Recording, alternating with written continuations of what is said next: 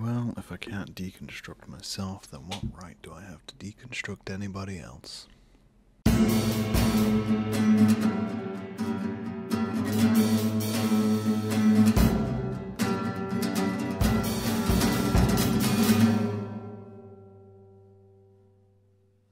What's up, kids? How are you today? I'm doing well. I'm doing okay. I'm a little bloated. Give you a little brief update on me. I'm a little bloated, but outside of that, I'm doing all right. So in the previous podcast, I discussed doing Couch to 5K, and I discussed a post I'd made about it. And there's a passing comment in said post about pride and how I quite struggle with pride. And this is something which I've long time struggled with, and I've mentioned it before in passing on the podcast. I've mentioned how I'm terrible at advertising my own work, how I don't really tell people about my work, how essentially I just kind of keep everything to myself, and a lot of that is coupled with the feeling of pride, and I find it quite a strange emotion. Now, what do I mean when I mean pride? I mean when you do something or create something or participate in something, and you have a feeling of happiness and accomplishment, and you want to tell people about it. I think that's how I define pride. You can be pride-filled in order to spread a message or whatnot, and you can do that publicly, or you can do that at home. You might make something and put it on display in your home. That's a proud moment. You're something you're proud of accomplishing. Or you can participate in something and you think, yes, that's a great thing I do. And that's essentially what I did with the post. I posted about it and just said, hey, this is something which I've accomplished, and I'm quite proud of it, and I want to tell people about it. Not because you want necessarily kudos or praise or anything like that, just that you want to be able to show off a little bit that you've done something and that you fell involved with it. And I mentioned I hugely struggle with that. That is a point of contention in this brain, and I'm gonna get into why that is, or why I think that is. So buckle up. This could be a ramble and a half. Okay, so let's go. So let's break it down. So, what do I associate pride with? If I think of pride, weirdly, I don't think of it as the LGBT movement, which I know is this. Title-wise, this could be a very misleading podcast. I'm talking about just the general feeling of pride and bits and bobs like that. And when you kind of accomplish and go out and do things. Whereas to me, when someone says pride as a sentiment of emotion or an activity, I think of it as coupled so closely with ego. And ego and confidence, and those are two double-edged swords, essentially. They're both essentially the same thing, confidence and ego, but one has very negative connotations, which is ego, and one is quite positive, because confidence can be a very positive thing, and is a positive thing. They do say that confidence is hugely related to attraction, also success, and everything which we put into life. Confidence becomes a big thing, and ego is the negativity of that emotion, essentially. Is it an emotion? Feeling? I don't know, maybe I might not even be using the right words, but I'm confident I'm probably not using the right words. And those are kind of like coupled together. And those are things which I struggle with immensely. Those are things I've always struggled with immensely. I've had a kind of a double-edged life with it, essentially. So my first experiences of things like confidence and ego came from school. And where did they come from in school? They didn't come from heroes and icons, which I had. No, they came from bullies, which was a huge part of my childhood. I was a big kid. I don't have the most distinguished facial features. In fact, I have quite long eyelashes, and I blush extremely easy, and I have very red lips, which led to me getting nicknames, which I did not appreciate. And obviously, being a big kid, you also gain nicknames there. So my first experiences of confident people were with bullies. It wasn't with parents and icons and people who you should get lessons in confidence from. It was from people who would, at the time, be seen as my enemies. And so it made me more shy. I mean, I'm a naturally reserved person anyway. I don't tend to talk a lot, which is surprising considering I have a podcast.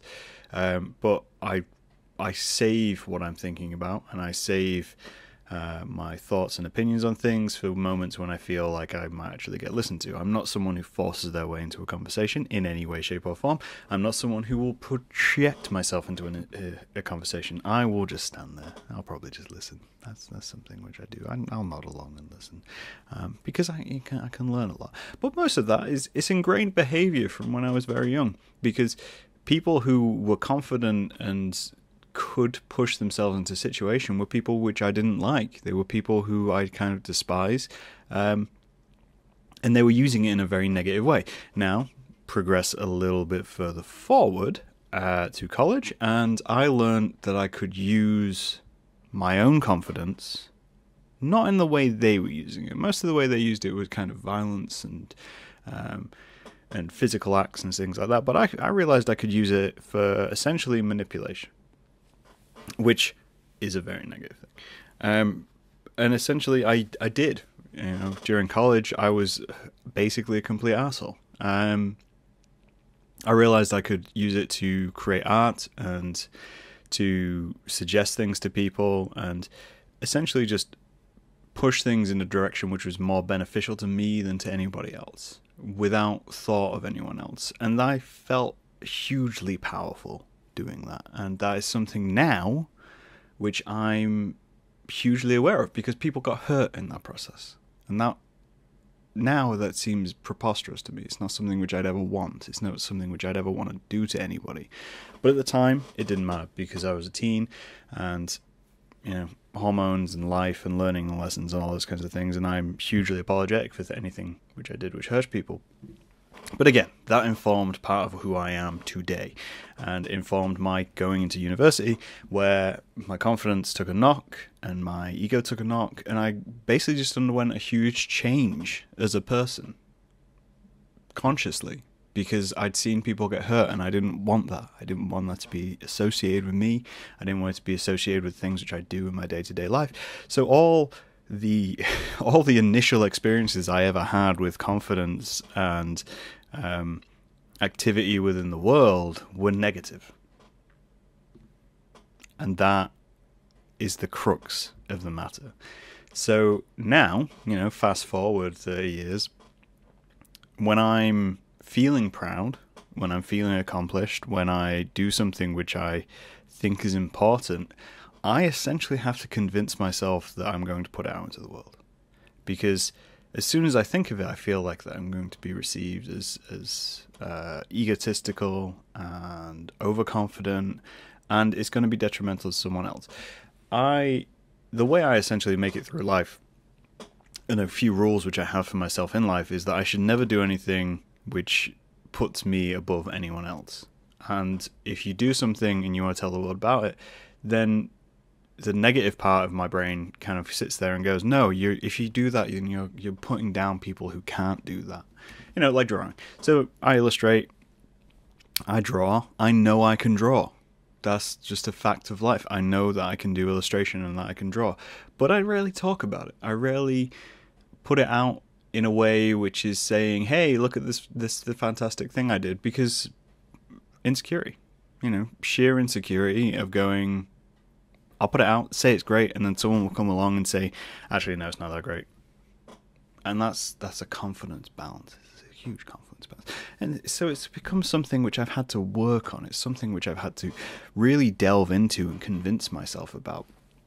Even compliments. I put up a photograph recently of my eyes. I massively have a love-hate relationship with my eyes.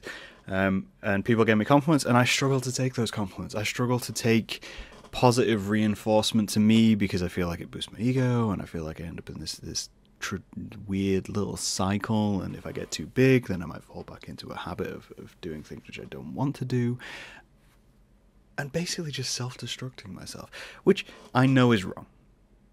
this I feel like is something I should point out. I know this is wrong, and I know this isn't something which should be in society, and I know it's okay to be prideful. This is the conflict, because I love pushing other people up. I love going and helping people build confidence and making them build confidence and giving them the tools they need to feel proud of the work that they do, because I feel like their work is hugely important, and I feel like that their work is work which should be elevated above. And really, there's probably part of my brain which is just, if I elevate other people high enough, then it doesn't matter if I'm prideful, because they'll always be slightly higher than me, and that's more important. You know, I said we'd get deconstructive in this podcast, and we already are. But this is it's just one of those weird things. I mean, even kind of planning events coming up and planning things which I'm doing, I'm essentially just looking to help and make other people happy and give them an enjoyable time and a good time. So, because that makes me happy. And I think that's the change. I think that's the change which I had during college to university and coming out of university. That was the huge change. You go from, if you get into a situation where the first experiences in your life are fairly negative to do with confidence, and then you explore that negativity because you see that as a way to gain power, you will come to a point where your brain kind of kicks in and goes, we could be happier and no one could get hurt by doing almost the exact opposite of what you're doing. By ignoring everybody else and just projecting yourself, you've had very negative experiences and it's short-lived. Whereas if you look at it from the other point of view of going, well, no, if we can make other people happier and we can help people and we can grow people, then you can do whatever you want anyway still. But they were the focus to begin with. And that hugely helps. So I'm working on pride, because I know that's not a particularly healthy way to live either. Because essentially it's selfish in its own way. You know, there's no selfless acts. I'm doing it to make myself feel better. So something which I'm kind of aiming for and gearing for within 2020 is this whole idea of feeling better about being me, if that makes sense. And I think that's something which I want to encourage in other people, because I know a lot of people have not the same tendencies as me, because they have different experiences in life, but don't have the confidence in the work they're doing. And I wonder if they're held back by very similar things and worried about that whole showing off feeling, worried about feeling like they're going, yay, look at this. And then the world might come along and say, no, it's not that great. Don't worry. You should probably stop, because that does hold people back. And I think being comfortable with the things that you're good at is a good learning moment. So it's something which I want to work on. It's something which I want to put into the work I do and advertise the work which I do better, and work around the things which I see are negative about doing and publishing and all those kinds of things. And I think that's going to take a lot of time. I don't have a key on how to do that. You know, it's small steps. It's small steps to try and come out of something which you try for so long to be modest about, in a way. You know, my go-to phrase when anyone asks me what I do is I don't do anything, which is a lie.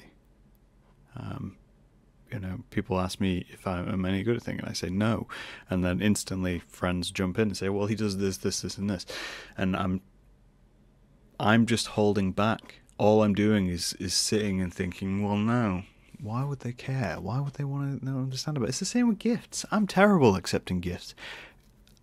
This facial expression, if you gave me a gift, would still be the same.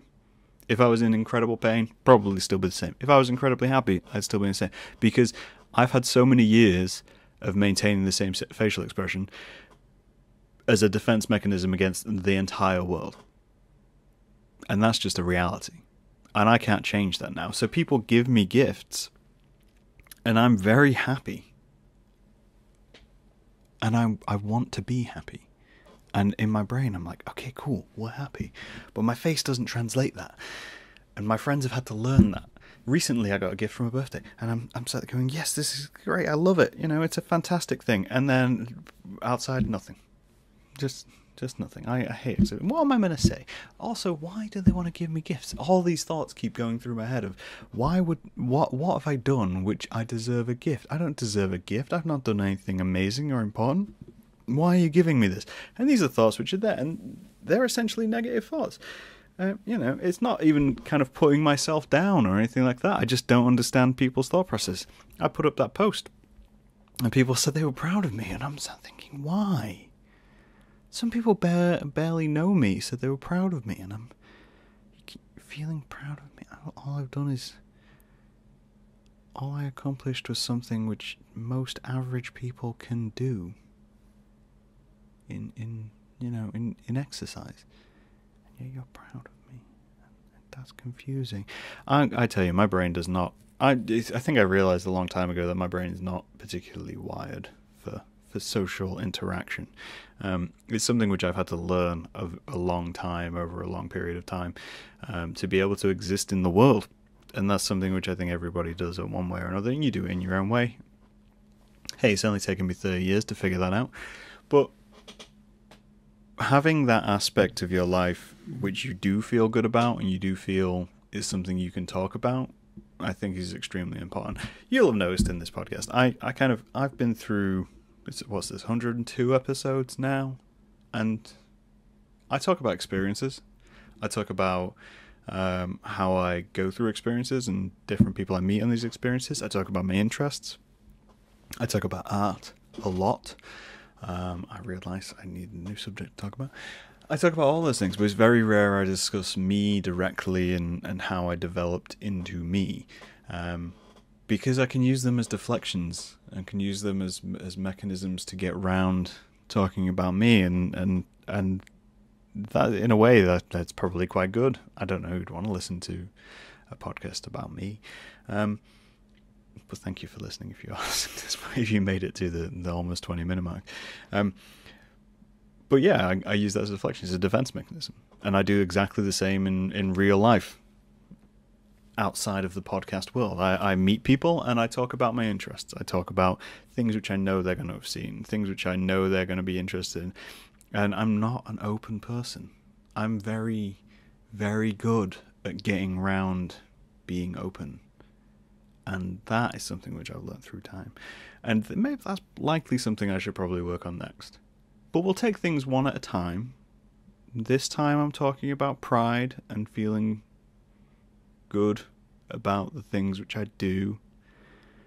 Even now, like you heard that sentence. That was not a solid sentence, because in my head, every single syllable is having to be pushed out of my body in order to communicate that. I'm sat in a room alone. And the whole idea of saying I am good at something, or I'm capable of something, it creates a mental block. This is the worst part of writing CVs. Every part of writing a CV is basically advertising yourself, advertising what you do. Hell, I've been Tinder profiling, Bumble. I write those in third person.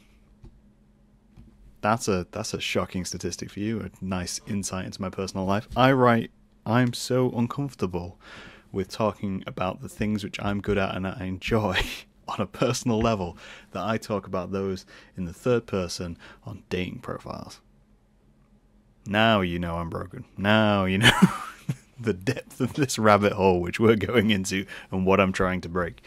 If you have any tips on how to kind of get past this and how to not how to feel, but how to convince myself that this is okay, I'd love to hear them. It is something I want to work on. It is something which I'm developing, and I want to develop into 2020 as we go through. I'm going to get Potato Boy up and running. I'm going to push him out into the world, and I need to comfortable with the idea of saying that, yes, this is what I wanted to make and this is what I do. Because everything about Potato Boy is exactly what I wanted to make, and the project, I feel, is probably one of the best things I have ever created, and I need to feel good about telling people about that.